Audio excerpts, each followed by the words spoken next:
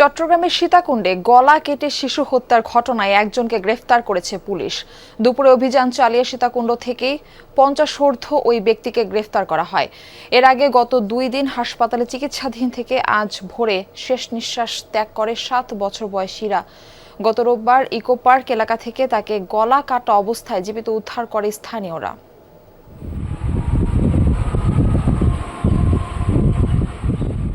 সিসিটিভির ফুটেজে দেখা যাচ্ছে 7 বছর বয়সী ইরাকে নিয়ে ইকো পার্কে উঠছে 50 এক ব্যক্তি।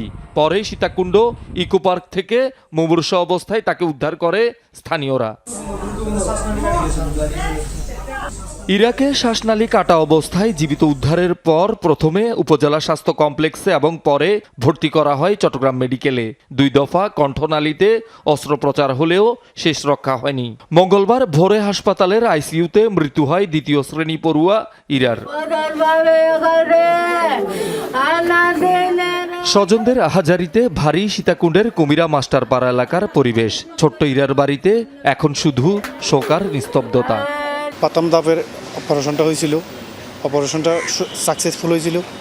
দ্বিতীয় ধাপেরটাও সাকসেসফুল হয়েছিল, কিন্তু তারা বলছে একটা কথা, কি ওনার শ্বাসনালী কেটে গেছে। যখন আমরা সেই রিকাইতে উঠি তখন কল আসে দেখি ওর অবস্থা বেশি খারাপ, তোমরা দোয়া করো, ওকে আমরা আইসিইউতে নিয়ে যাচ্ছি। নাক দিয়ে নিঃশ্বাস নিতে পারতেছি না, মুখ দিয়ে নিঃশ্বাস নিতে পারতেছে না, ওর নিঃশ্বাস গলার যে জায়গাটা এটা দিয়ে বেরিয়ে যাচ্ছে। তৎক্ষণাৎ আরেকটি টিউবের ব্যবস্থা করতে বলা হয়। শিশুটিকে পাশবিক নির্যাতন করা হয়েছে কিনা তা নিশ্চিত হতে নমুনা সংগ্রহ করা হয়েছে। মাসখানেক পর রিপোর্ট আসলে নিশ্চিত হওয়া যাবে বলে জানায় কর্তৃপক্ষ। ডিএনএ টেস্ট আসা পর্যন্ত আমরা একটু অপেক্ষা করি। ডিএনএ টেস্ট আসলে আমরা কনফার্ম বলতে পারবো। এটা আসলে র্যাপের সাথে আমরা কনফার্ম করার জন্য যেটা প্রাইভেট পার্ট থেকে সোয়াব নেওয়া হয় ডিএনএ টেস্ট করার জন্য। ঘটনার দিন রোববার থানায় মামলা করে নিহতের পরিবার। দোষীদের দৃষ্টান্তমূলক শাস্তি দাবি স্বজনদের। একটা সুস্থ মস্তিষ্কের মানুষ আপনার 6 থেকে 7 বছরের বাচ্চার গলা জীবনে চুরি চালাতে পারবে না। প্রয়োজন আমরা থানা ঘেরাও করব, আমাদের বোনের বিচার হতেই হবে। আমাদের বোন লাশ দাফনের আগে আমাদের বোনের হত্যাকারীকে চিহ্নিত করতে হবে। ঘটনাটা অতি দ্রুত ভালো একটা তদন্ত করে আসামিকে গ্রেপ্তার করা হোক, মানে আমরা ফাঁসি চাই হোক। পুলিশের দাবি রহস্য উন্মোচন ও দোষীদের গ্রেপ্তার করা হয়েছে।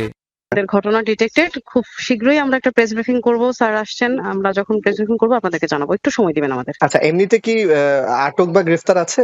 জি জি, কিন্তু এই মুহূর্তে বলতে পারছি না। একটা প্রেস ব্রিফিং হবে, আপনাদেরকে সবকিছু জানানো হবে। শহীদুল সুমন, যমুনা নিউজ, চট্টগ্রাম।